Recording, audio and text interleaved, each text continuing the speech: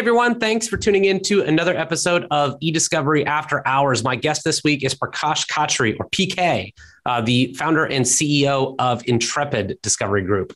PK and I had an awesome conversation, and it's probably the most vulnerable of any episode to date. We talked about losing his father at a young age. We kicked off on a much lighter note with intermittent fasting. And then we talked about the fact that within 2 weeks, he quit his job to launch Intrepid, and he became a father for the first time. So we covered a lot of ground. It was a wonderful conversation. He's a great guy, and I know you're going to enjoy this episode a lot. My sponsor this week is Discovery Master. When you are trying to track document review projects across multiple workspaces or multiple instances of relativity, and you want one login to see everything at the same time, check out www.discoverymaster.co. Thanks for tuning in. Quick time! You don't know how to drink, your whole generation. Drinks on the house. Yes, sir. No, wait a second. Drinks are 50% off. Right. No, wait a second. Double the price of everything. And I work only 16 hours a day. A union man only works 8 hours a day. I belong to 2 unions. And now, eDiscovery After Hours with your host, Ryan Short.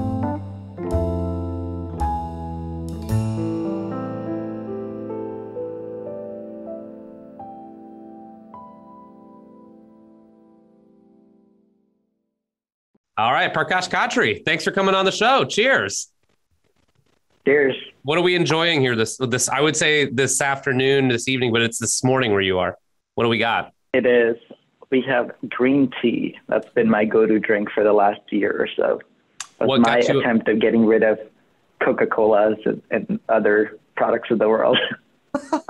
The artificial stimulants that feel so good. Exactly. So, what made you decide that you have to get on this kick where you're getting rid of Coca-Cola and other things that make you loopy?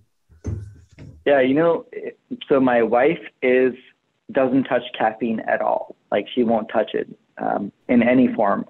And my question to her always is, so what happens when you get sleepy? And she's like, I go to sleep. I'm like, that's an interesting concept, right? Not a lot of us do that. So about 3 or 4 months ago, we realized that we wanted to try intermittent fasting together. And as part of that series, I started looking into what I can't have in the morning. And one of the options that I could have was either coffee, black tea, or green tea. Yeah. And now I opted to choose green tea just to get myself started during the day without starving myself completely. There you go. How is the intermittent fasting going so far? Do you get hangry? Yeah, so I used to get hangry a lot, and that's actually helped me a lot in coping with that. And I think it's more that I have a defined window of eating, and I know if I'm outside of that, it's hunger issues and not anything else. So it really has kind of allowed me to focus my time and effort into it. And it's gone really well. I'm sort of in the maintenance mode at this point. My wife continues to go down her path to reach her goals, but it's worked really, really well. And I will tell you that the best thing about it is the stress of not eating outside those windows, because I'm like, what am I going to have now? Every now and then I used to make runs to McDonald's at 10 p.m. for a fillet of fish. I'm like, no longer do I have to do that. Man, but the McRib is coming back again. There's that. Temptations are everywhere. I started intermittent fasting maybe a year and a half ago. It was about a year and a half ago. It was literally right before COVID hit. And I just did it because I just woke up. You always hear these people who are like, oh, I just wake up and I'm not hungry. I don't have breakfast. I'm like, what's your problem? Like, that's not a thing. And then I woke up one day and I was just stressed about something and I didn't eat.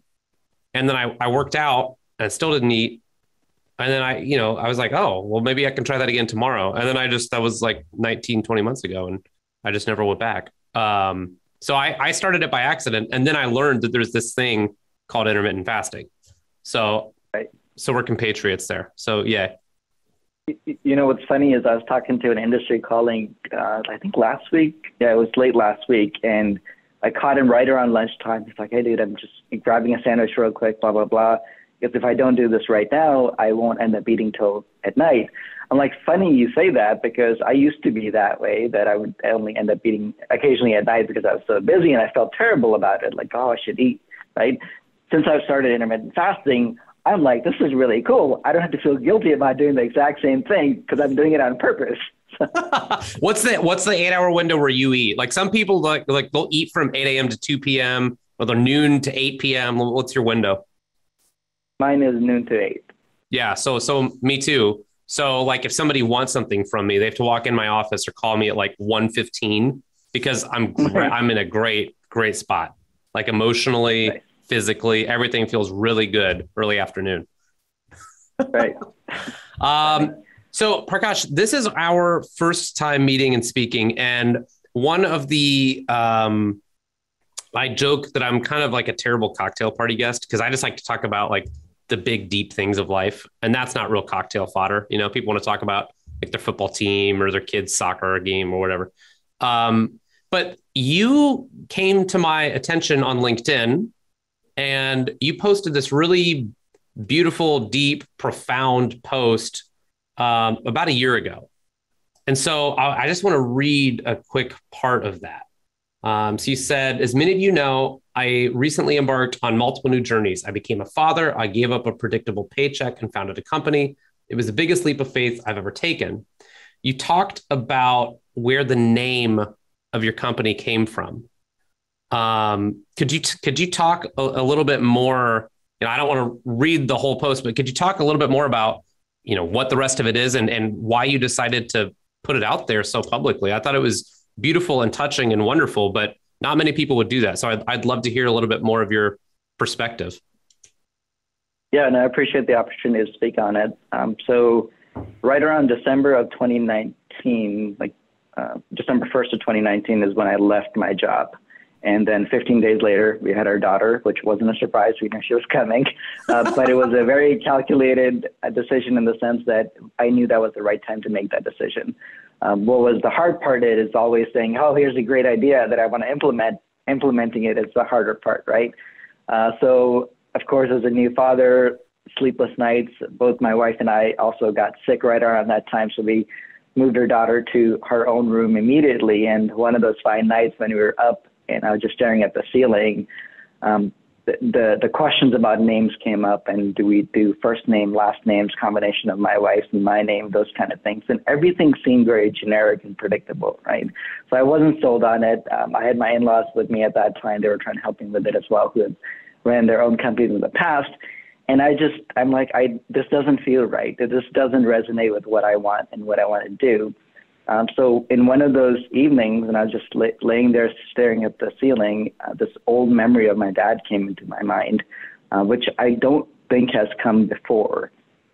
And the story is that I think right around 1992, 93, we moved to U.S., came to U.S. for the second time, and the second time was with the intention of staying. We'd already gotten our visa, our green cards, and those kind of things.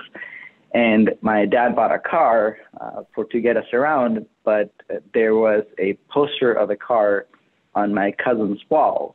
And after my dad got the car, I said, hey, why didn't we get that one? And he, of course, like any parent would do, it's like, okay, we'll get it next time. I know that's a cute car, blah, blah, blah. That car was a Dodge Intrepid. And that Intrepid word in that moment resonated with me. I'm like, I wonder what that means. And for 20 plus years, I'd never checked it, never thought about it, never looked into it.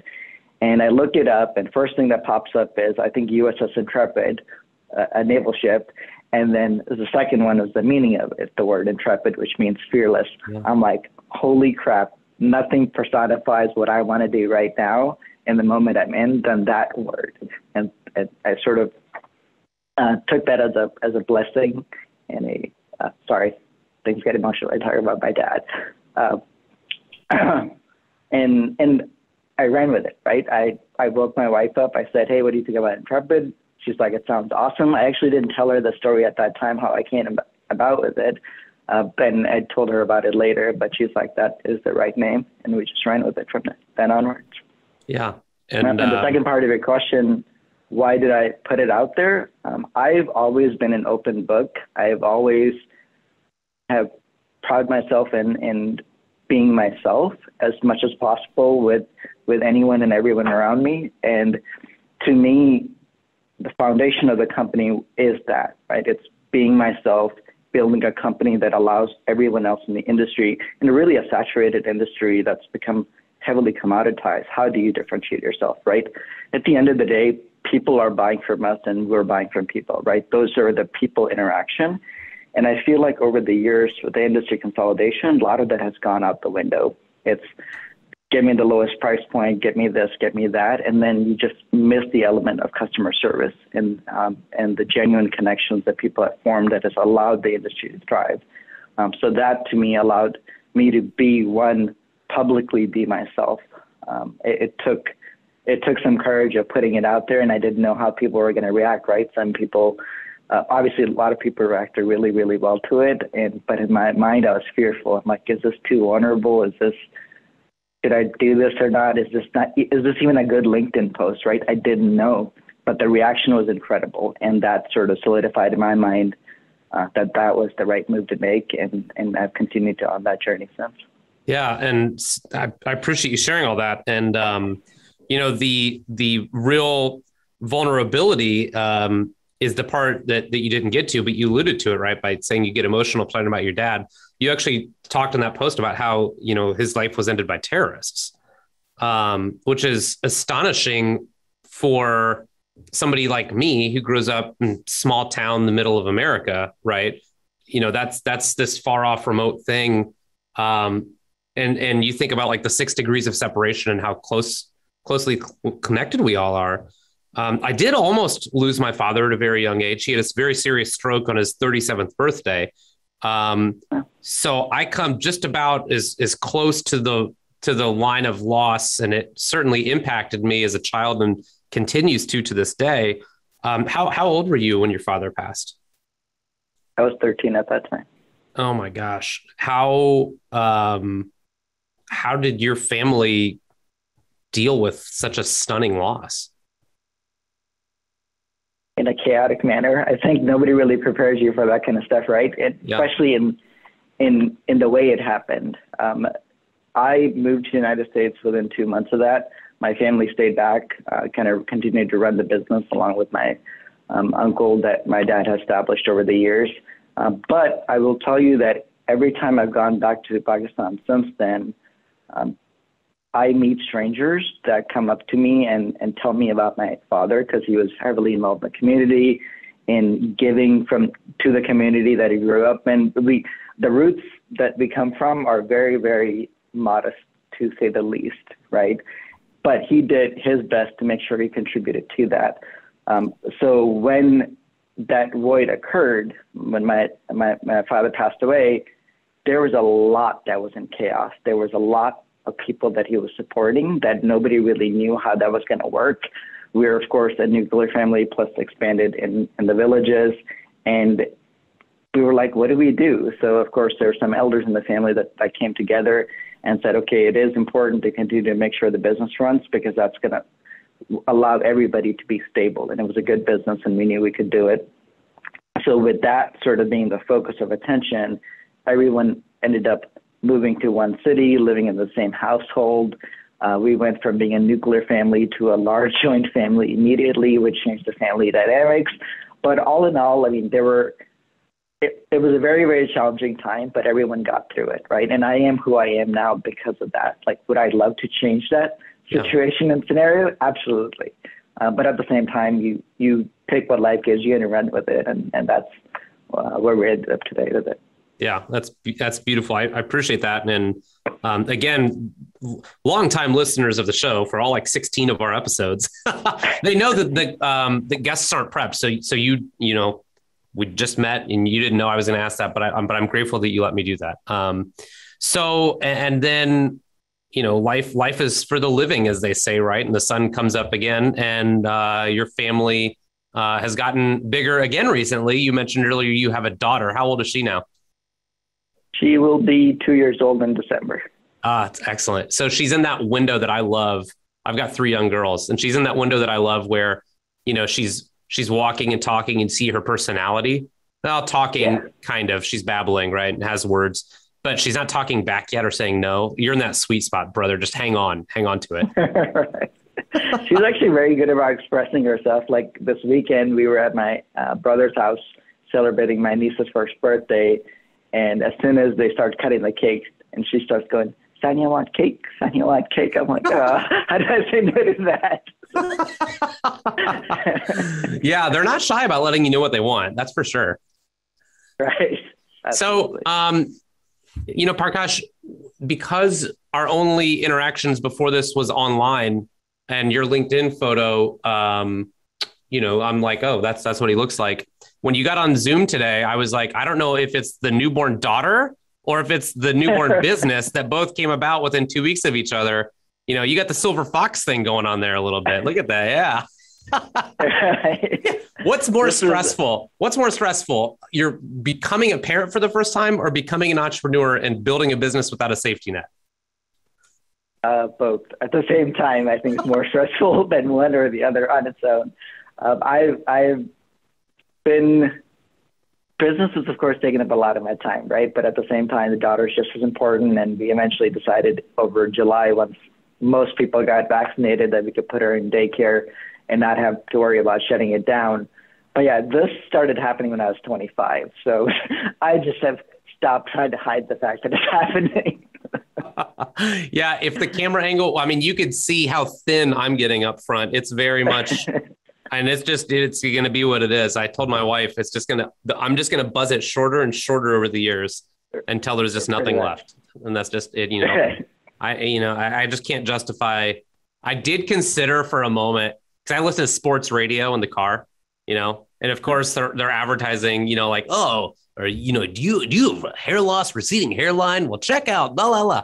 And I was like, should I do that? I considered it for like 30 seconds. And by the end of the commercial, I was like, no way. But the thought entered my mind. Yeah, that's fantastic. Okay. So where are you now? Which city are you in? San Diego, which is amazing. But you went to school at Miami of Ohio. I did, yes. The great Midwest, yeah. Or so I grew up, do you know Ball State University in Muncie? Yeah, I did. Yeah, so all of us who grew up there, we all called Miami J. Crew U because there was some slight jealousy, Right. How did you end up at a relatively small school in the Midwest? For those who don't know, Miami of Ohio is a fantastic school. Beautiful. It's in Oxford, Ohio, gorgeous little town. How did you end up at a fairly small school in the Midwest? So when I moved to the United States, I moved in with my aunt and uncle who were living in Ohio at that time. And I actually only applied to one college. The thought of me not getting didn't even enter my mind, but that was more me being naive as opposed to anything else. So I started looking into it, and my cousin's wife, who's like a sister to me, she had gone to Miami for undergrad. And she was asking me what I want to do. And of course, it was the traditional, I'm going to become a doctor versus something else. And I always had interest in technology and business. So I told her that it was going to be more business sided than anything else. She's like, well, Miami is a really good business school, which it does. And that was sort of the decision point and applying. And then they said yes, and I never looked back. There you go. And are they the Red Hawks now? Go Red Hawks, something like that. They are, yes.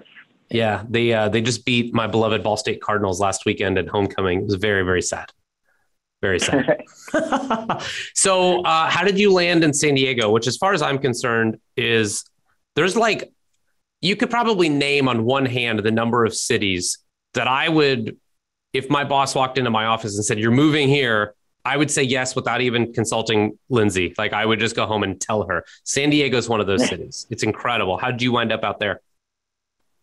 Similar story, sort of. So I was working for a company called Cardinal Health out of Dublin, Ohio, so Columbus, Ohio, a large pharmaceutical distribution and a bunch of other products.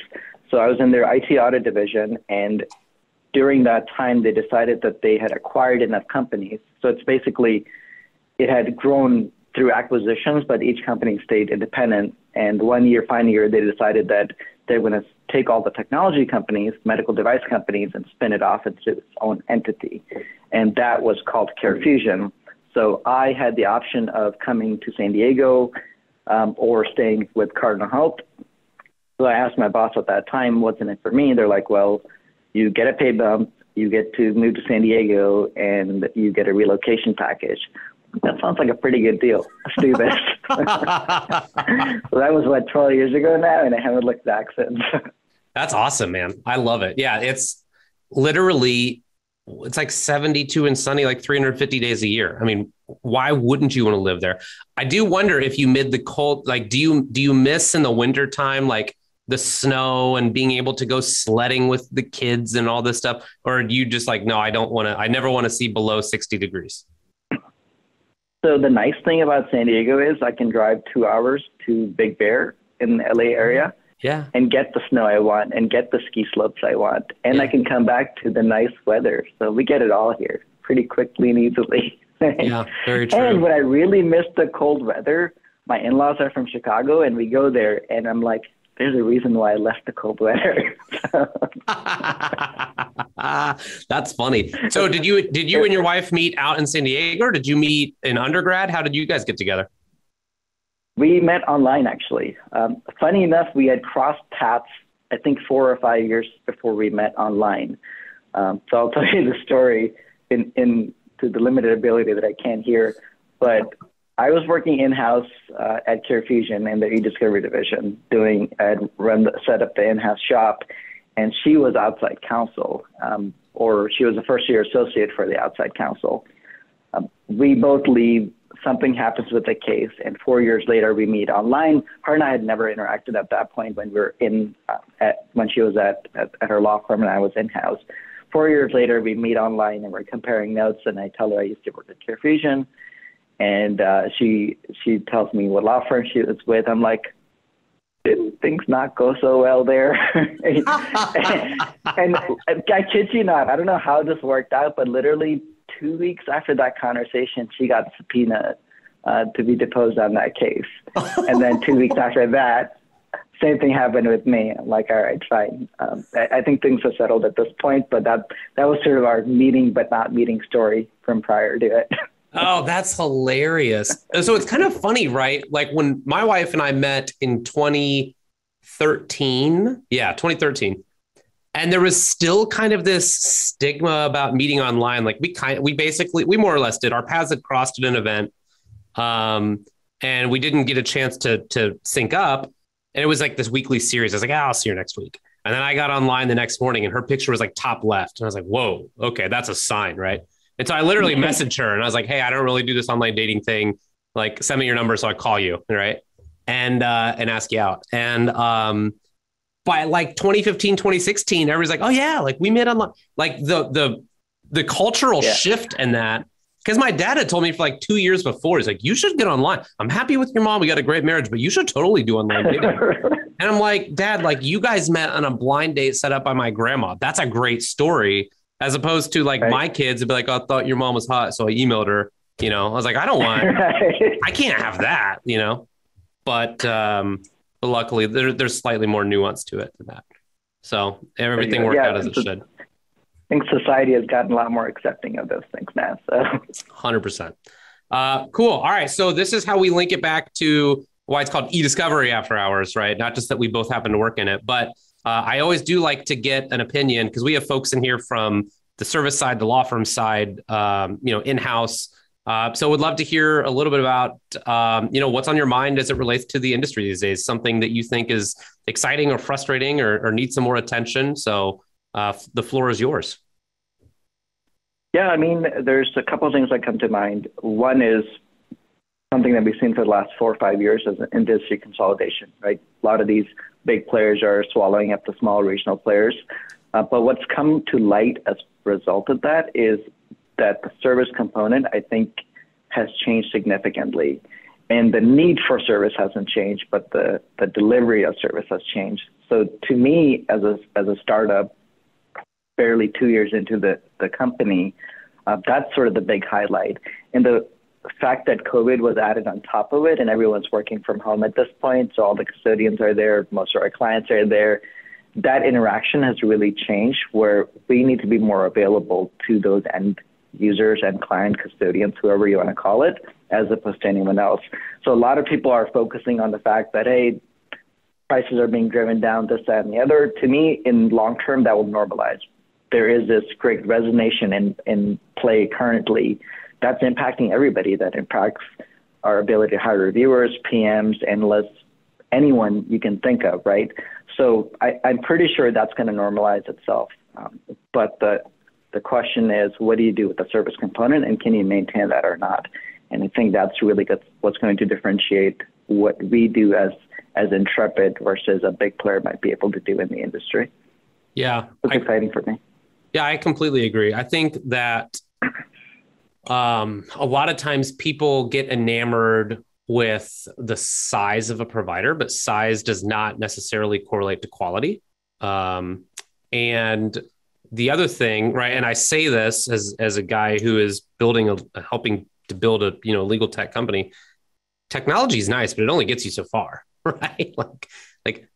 It's worthless without an effective operator, and without an effective operator who is not just proficient with that single piece of software, but who understands the business and the economics and the stakes of the industry and how it affects different stakeholders. And so I'm pretty bullish on smaller independent operators, because I think they have an ability to carve out a niche, right, and to perform really well. Like, somebody asked me the other day about the goals for our business, and I said, we don't want to take over the globe. We want to be a bigger small business, right?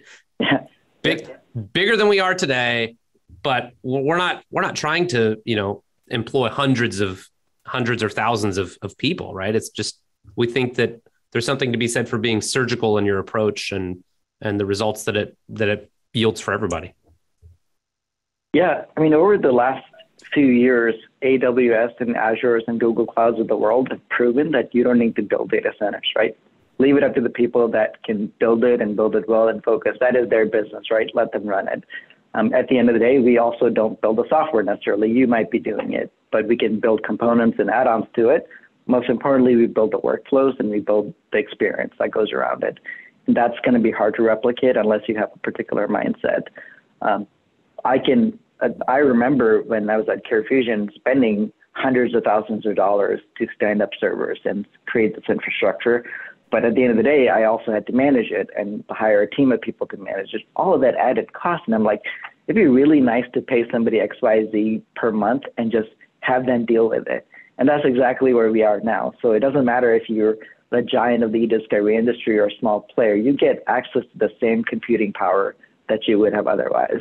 Yeah. So for you, I think it's a great place to be. We started with just me, right? In that Intrepid night, if you want to call it that. Now we've grown to 10, 11 people as a core team, plus a team of contractors that we bring on board and release as we need to, based on the scalability of the model and the need at that time. And I never thought we would get to this point, right?